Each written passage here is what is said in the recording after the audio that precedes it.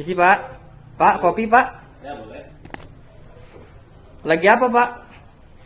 Ini netizen lagi nanya itu dadi itu datangin ke rumah Pak Faisal, kalau bisa digugat dipidana apa enggak. Telenovela nggak kelar-kelar kayaknya ya. Nah ini saya jelasin. Ketika seorang atau sebuah pihak ya mendatangi pihak lain tanpa konfirmasi dan tanpa persetujuan dari pihak yang didatangi, maka itu bisa dikenakan pasal jika pihak yang didatangi merasa tidak senang. Halo Sobat Fakta Bang Pin, ketemu lagi dengan Bang Pin yang terus mengabarkan fakta viral seputar selebritas tanah air yang terus saja bikin berita, dan dengan berita mereka tetap eksis di ranah media. Kasus Dodi Sudrajat ini memang banyak menarik perhatian para pakar hukum, para pengacara. Setelah pakar hukum senior Dr. Rahmawati, dokter di bidang hukum ini menekankan ada pasal 167 KUHP ayat 1 dan 2 yang bisa mengancam pidana kepada Dodi Sudrajat yang masuk pekarangan rumah tanpa izin. Dan kita tahu memang Dodi Sudrajat, kata Haji Faisal, tidak konfirmasi dan tidak izin dulu. Namun nampaknya hal ini kemudian ada alibi dari pihak pengacara Dodi Sudrajat. Pengacara Dodi Sudrajat ini beralibi bahwa sebenarnya sudah izin, tapi dikatakan sakit, dikatakan begini. Inilah apa yang dikatakan oleh pengacara dari Dodi Sudrajat yang menyangkal bahwa Dodi Sudrajat tidak izin. Padahal Haji Faisal sudah mengatakan tidak ada konfirmasi dulu. Sekarang ramai lagi nih. Kenapa masuk ke halaman rumah orang nggak izin? Kenapa? Kenapa tidak izin dengan orang yang punya rumah? Kenapa sih? Nggak punya adab, nggak punya adat istiadat. Udah izin, paham loh? Hah? Dibilang sakit lah, dibilang lagi inilah, lagi itulah. Akhirnya apa? Untuk yang sekian kalinya dilabrak, paham? Dan kemudian seorang pengacara yang sepertinya berkebangsaan India ini pun menjawab soal dasar hukum dari orang yang tiba-tiba datang tidak izin. Kang, ada hukumannya nggak sih si D ini datang serombongan dengan dalih mau ngambil galah? Begitulah pertanyaan dari netizen. Dan dijawablah oleh pakar hukum yang dikenal dengan nama Kang Tamil ini.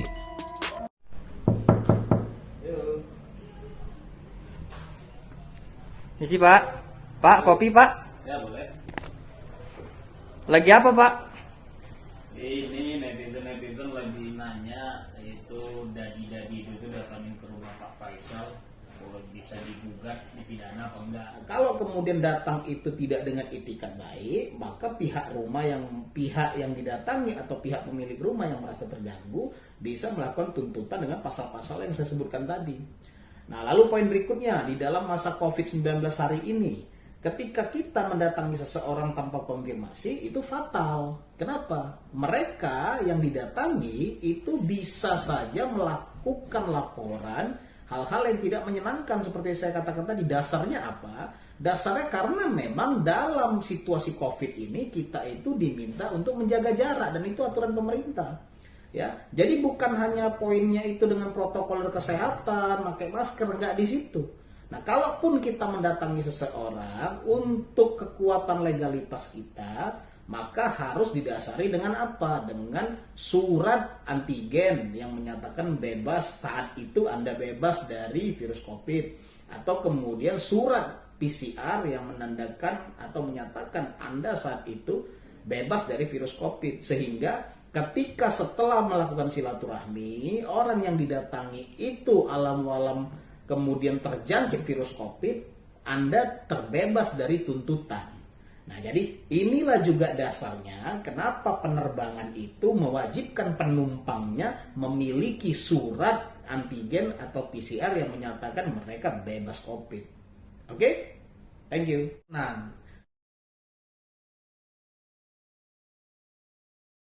makanya ini saya ingatkan, ketika kita mendatangi seseorang itu kan poinnya kan itikat baik ya, silaturahmi. Tentu harus didasari dengan hal-hal baik ya. Tentu meminta izin, permisi ya, jika pun tidak mengkonfirmasi sebelumnya, tentu datang itu dengan itikat baik. Nah, kalau kemudian datang itu tidak dengan itikat baik. Dan selanjutnya Kang Tamil mengatakan bahwa Dodi yang tidak ikut mediasi dan sudah 2 kali ditetapkan oleh pengadilan waktu mediasi dan kemudian Dodi tidak datang, hanya pengacaranya. Hal itu menandakan bahwa Dodi tidak punya itikat baik.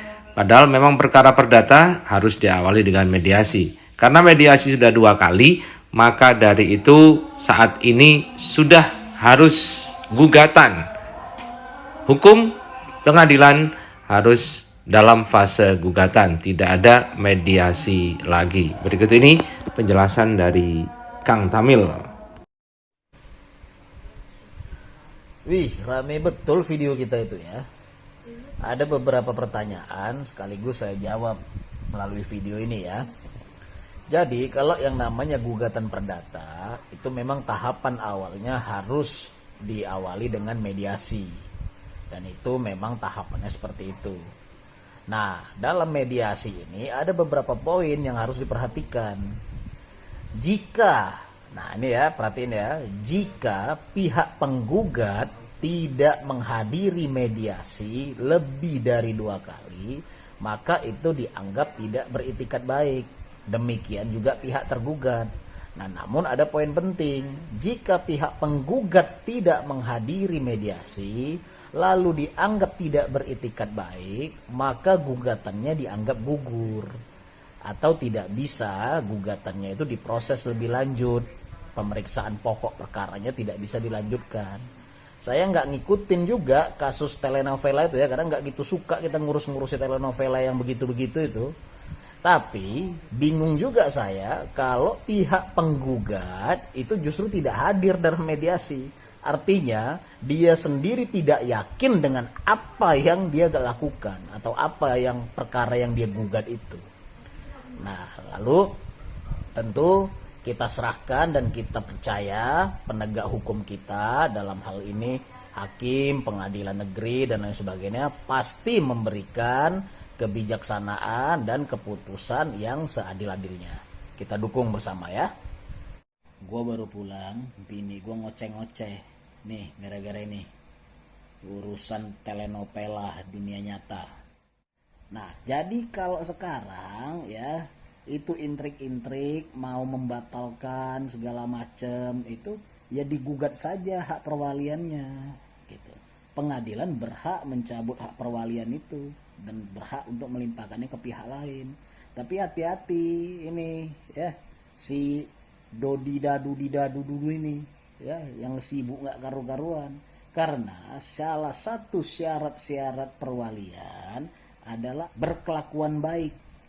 Nah, dalam dunia modern hari ini berkelakuan baik itu tidak hanya surat keterangan dari kepolisian. Intrik-intrikmu, jari-jarimu, mulutmu di media sosial itu ya yang membuat kegaduhan dan segala macam itu masuk di dalam tindakan atau berperilaku yang baik, karena itu akan menjadi putusan hakim apakah dirimu berhak memiliki atau memegang hak perwalian yang bisa untuk mendidik tumbuh kembang si anak tersebut. Jadi gitu ya. Nah, terus kalau kemudian kemarin tuh ada intrik-intrik yang dibilang seolah-olah itu adalah anak ibu ya anak almarhumah gitu. Maksudnya apa? Ini mau masuk ke dalam hukum Islam. Jadi kalau di dalam hukum Islam itu memang ada klausulnya bahwasannya anak itu hak asuhnya adalah ibu. Tapi tidak ada dibilang ketika ibunya meninggal hak asuhnya diberikan kepada orang tua dari ibu. Jadi